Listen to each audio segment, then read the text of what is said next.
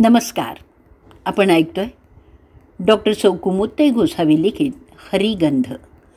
परमपूज्य हरिकाका गोसावी यांचं चरित्र आणि अनुभव ग्रंथ. आजचा भाग आपला चालला 7वा. कुटुंबवत्सल काका.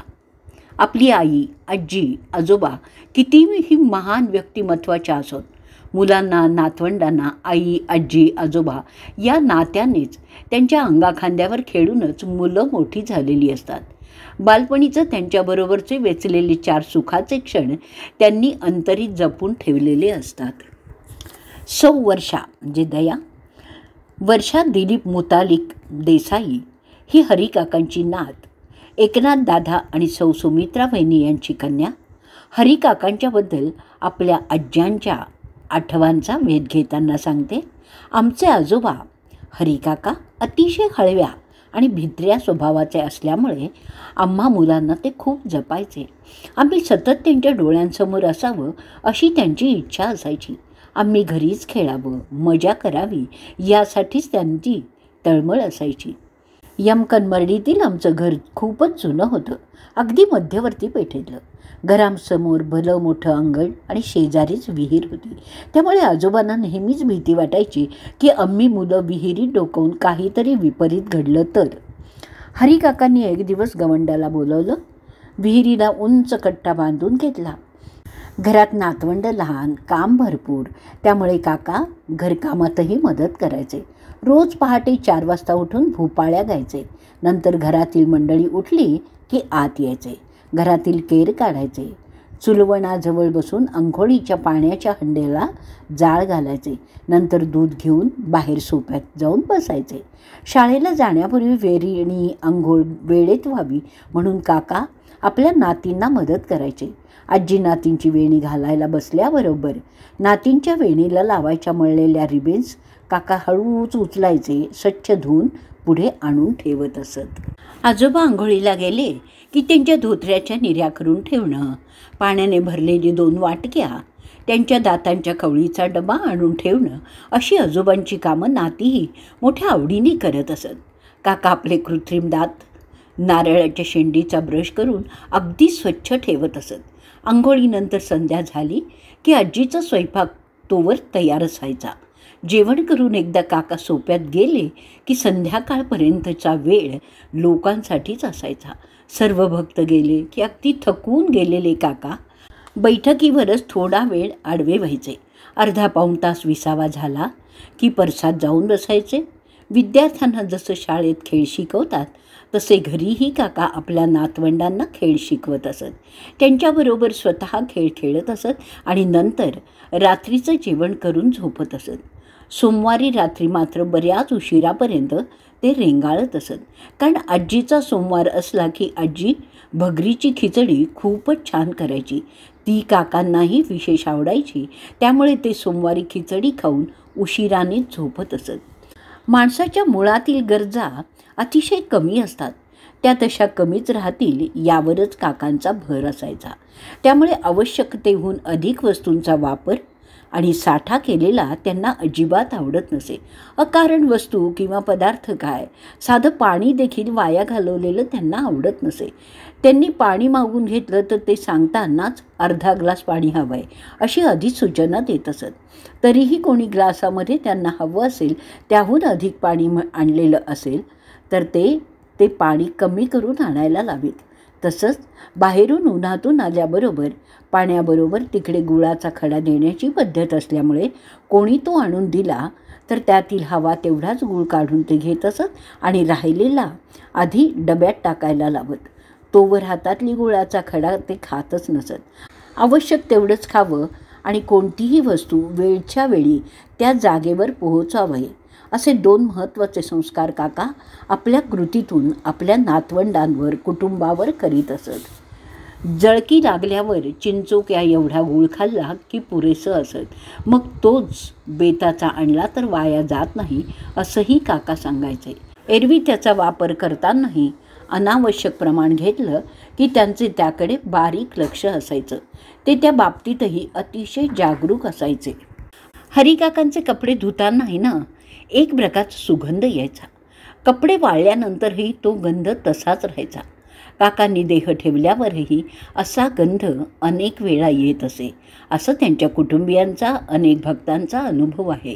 सौ मेधा रामचंद्र कुलकर्णी, कुरुंदवाडची काकांची नात, ती म्हणते, आपल्या नातवंडांना, घरातील माणसांना पहाटे उठवायची आज्यांची पद्धत अतिशय वेगळी, अगदी संगीतमय होती. ते उठून त्या संगीतलयीत कामालाच लागायचे. नटून थटून राधे भरल्या पहाटे.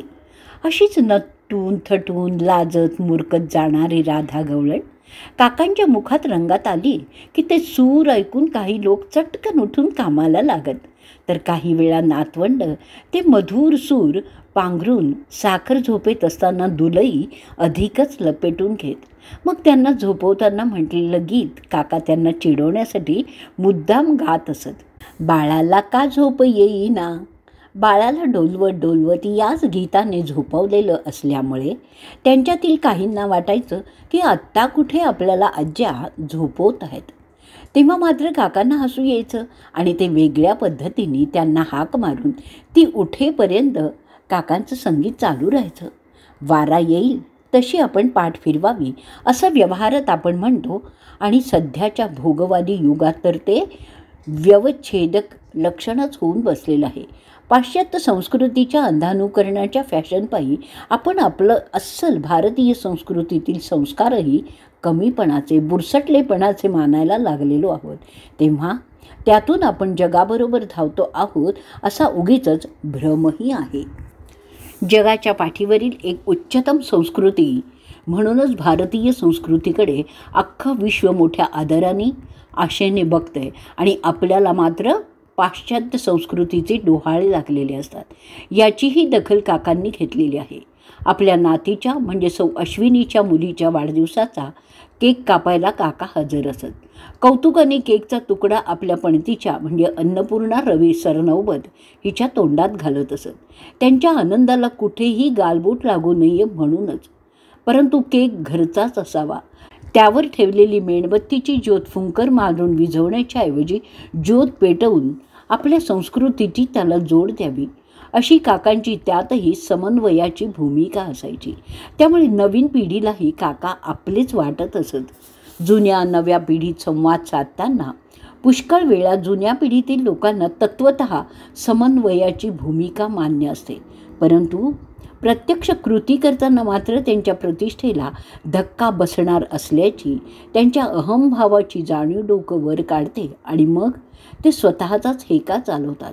नवीन पिढीबरोबर एकतर आपले विचार सक्तीने लागतात, नाहीतर त्यांच्याकडे पाठ फिरवतात. त्यांच्यातील दरी अधिकच वाढत जाते. हरिकाकांच्या साध्या वागड्या बोलण्यातून त्यांनी सर्व धर्म समभावाची, समन्वयाची, अभेदभावाची भूमिका बाळगली आहे. त्यामुळे नवीन जुन्या पिढीतील संघर्ष त्यांनी कधी वाढू दिलाच नाही. उलट आपण तरुण वयात आपल्याहून लहान असणाऱ्यांना समजून न घेतल्याने त्या लोकांचं कसं नुकसान होत असेल याचीही ते स्पष्ट शब्दात कबुली देत असत. अजाणतेपणाने माणसाकडून काही चुका होतही असतात, तरीही त्या उगाळत न बसता त्या मान्य करून सोडून द्याव्यात, आणि एकदा का त्या कळायला लागल्यांना की त्यांची पुनरावृत्ती होणार नाही याची काळजी तेवढी घ्यावी. यावर त्यांचा कटाक्ष असायचा. पुढच्याला ठेच मागचा शहाणा हे तत्त्व त्यांनी नेहमीच अनुसरलं आहे. त्यामुळे लोकांनी आपल्या चुका सुधारून नेहमीच पुढील वाट चालत राहावी, म्हणजे त्यांच्यात आपोआप सुधारणा होते, यावरच त्यांचा विश्वास होता. मुलांनी भर दुपारी उन्हात खेळू नये, रात्रीच्या खेळाच्या निमित्ताने उशिरापर्यंत बाहेर थांबू नये म्हणून हरिकाका आपल्या नातवंडांना घरातच खेळता येणारे खेळ शिकवून अडकून ठेवत असत. चिंचोके गोळा करायला लावणं, एकत्र करून ते तोंडाने जोरात फुंकायला लावणं, आणि फुंकल्यामुळे ते दूर उडाले हळूहळू ते पुन्हा गोळा करायला लावणं, असे वेगवेगळे खेळ खेळायचे. खेळण्याबरोबर खाण्याचंही तसंच असायचं. काकांना चुरमुरे खूप आवडायचे. नातवंड शाळेतून परत आली की त्यांच्यासाठी 4 आणे देऊन ताजे कुरकुरीत चुरमुरे मागवायचे. त्याला तूप, मीठ, मेथकूट लावून सर्वांना खायला देत असत. नातवंडांवर काका जसे अलोट प्रेम करायचे, तसंच त्यांचं काही चुकलं ना की ते रागवायचंही. ये बुबणी, वा रे बुबण्या असं रागाने म्हणायचे. बैठका काढायला लावायचे. 5 मारून 1 मोजीन असं म्हणायचे. परंतु ते सारं नाटकच असायचं. रागावली ना तरी थोड्याच वेळात नातवंडांना ते जवळ घ्यायचे, पाठीवरून हात फिरवायचे आणि गोड शब्दात सांगून त्यांच्या चुका त्यांच्या ध्यानी आणून द्यायचे.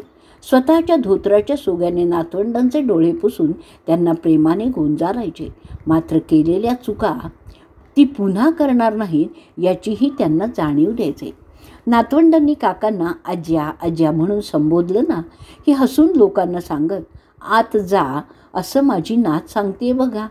तेव्हा मला आता आत जायलाच हवं. शाळेच्या सहलीबरोबर नातींना काकांनी कधीही पाठवलं नाही. परंतु स्वतः बाहेरगावी जायला निघाले की आपल्या छोट्या छोट्या नातींना मांडीवर बसून घ्यायचे आणि विचारत असतात, उद्या आम्ही गावाला जाणार, आमच्याबरोबर कोण कोण येणार. नातींच्या बालमुद्रेवर मग मोगरा फुलून आला हे काकाही आनंदून जायचे.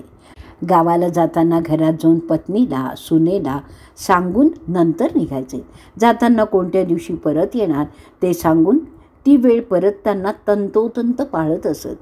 घरी परतले की आधी घरातली प्रत्येकाची चौकशी जातीने करायचे. विचारायचे, माझा वर्षाप्पा, माझा मेघप्पा, माझी संत मीरा कुठे आहेत.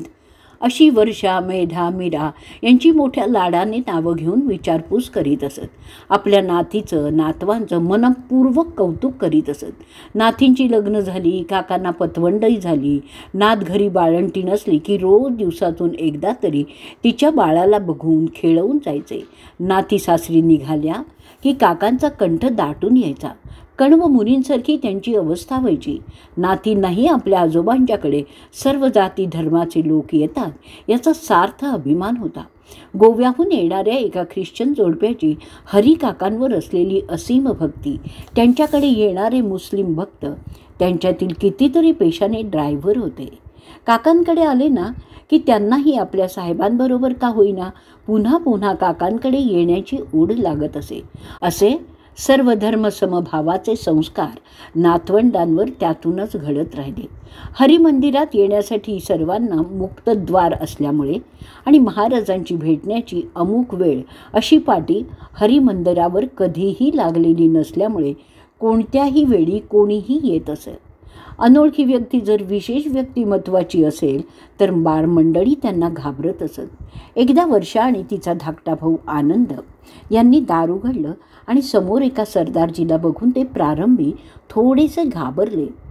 तरीही त्यांनी हिम्मत करून त्या अजानुबाहू असलेल्या भव्य देहयष्टीच्या सरदारजींना तोडक्या मोडक्या हिंदीतून विचारलं. तेव्हा त्यांनी बेळगावच्या केंकरेकडून आल्याचं सांगितलं. ओळख पटली म्हणून त्यांनी त्यांना आत घेतलं आणि त्यांच्या येण्याच्या वर्दी काकांना दिली. हरिकाकांना सरदारजींनी आपण पंजाबहून मुद्दाम आलेलो आहोत असं सांगितलं. त्यांची 12-13 वर्षाची एक मुलगी होती. तिला आजाराने अंथरुणावर खिळवून ठेवलं होतं. औषधोपचार, देवधर्म सारं काही करूनही तिला काडीचाही गुण आलेला नव्हता. त्यामुळे सरदारजी अतिशय चिंतेत होते.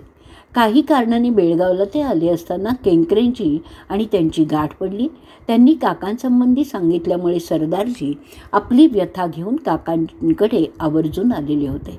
सरदारजींची संपूर्ण कथा आणि व्यथा हरिकाकांनी समजावून घेतली. त्यांनी त्यांना एक मंत्र दिला. कसा जपायचा त्याचे प्रात्यक्षितही दिलं. श्रीराम जय राम जय जय राम, राजा राम सीताराम असा मंत्र दररोज सायंकाळी हातात 2 बोटांच्या चुटकीत अंगारा घेऊन म्हणायला सांगितला आणि नंतर तो मुलीच्या अंगाला लावायला सांगितला. मंत्र त्या सरदारजींना एका कागदावर नीट उतरवून दिला. दिलेला मंत्र वाचून दाखवायला सांगितला. 2-3 महिन्यांनी सरदारजींचं पंजाबहून पत्र आलं. त्यांच्या आजारी मुलीमध्ये भरपूर सुधारणा झाली होती. सरदारजींनी कृतज्ञता व्यक्त केली होती. पुढेही त्यांची मुलगी पूर्ण बरी होईपर्यंत पूर्ण बरी झाल्यावरही आभाराची पत्र येत राहिली. हरिकाकांनी माणूस मात्रावर असं आपल्या कुटुंबातील एक घटक मानून भरभरून प्रेम केलं. त्यांची काळजी वाहिली आहे. त्यांना काकांचा समर्थ आधार मिळाला की त्या आधाराने त्यांच्यावरील तात्कालिक संकटातून तर त्यांची मुक्तता होतच असे, परंतु पुढे येणाऱ्या संकटांना सामोरं जाण्यासाठीही त्या आधारातूनच त्यांना सामर्थ्य मिळत असे. कुटुंबातील लोकांना जसा आपले हरिकाका, आपले पंजाज्जा असा आपलेपणाचा भाव वाटायचा, काकांसंबंधी आपलेपणाने उल्लेख करण्यात स्वतःचा गौरव वाटायचा, तसाच लोकांनाही वाटत असे. आजचा भाग आपण इथे संपवणार आहोत. हरिओम.